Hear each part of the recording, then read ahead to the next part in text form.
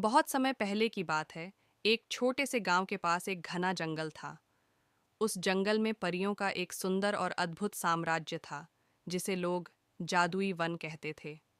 इस वन में हर प्रकार के फूल खिलते थे, इंद्रधनुषी रंग के पेड़ थे और चारों ओर मीठी ध्वनियाएं गूंजती रहती थीं। परियों की रानी, जिसका नाम एल्विना था, इस अद्भुत दुनिया की शासक थी। वह बहुत दयालु और सुंदर थी। परियों का काम था लोगों की मदद करना, उन्हें सुख और खुशियां देना। लेकिन इस जादुई वन में एक शर्त थी। यहाँ केवल वही आ सकता था जिसका दिल साफ और निस्वार्थ था। गांव में एक छोटी सी लड़की रहती थी, जिसका नाम आर्या था। वह हमेशा दूसरों की मदद करने के लिए तैयार रहती थी और उसका दिल बहुत साफ था। एक दिन वह जंगल की ओर घूमने निकली।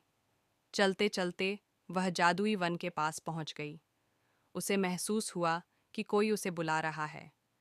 वह धीरे धीरे जंगल के अंदर चली गई। जंगल के अंदर पहुंचते ही आर्या ने देखा कि वहां की हर चीज चमक रही है। अचानक उसके सामने एक सुनहरी रोशनी आई और उस रोशनी में से परियों की रानी एल्विना प्रकट हुई। रानी ने मुस्कुराते हुए कहा, आर्या, तुम्हारा दिल बहुत साफ और निस्वार्थ है, इसीलिए तुम हमारे जादुई वन में आई हो। हम तुम्हें एक खास तोहफा देना चाहते हैं। रानी ने आर्या को एक जादुई फूल दिया। वह फूल ऐसा था कि जब भी आर्या उसे किसी दुखी व्यक्ति के पास ले जाती, तो उसकी सारी परेशानियां गायब हो जातीं। आर्या ने फूल को पाकर बहुत धन्यवाद किया और रानी से विदा ली।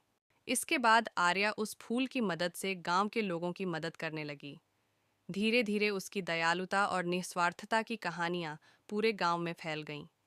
गांव के लोग भी आर्या की तरह दूसरों की मदद करने लगे और गांव में हमेशा सुख और शांति बनी रही।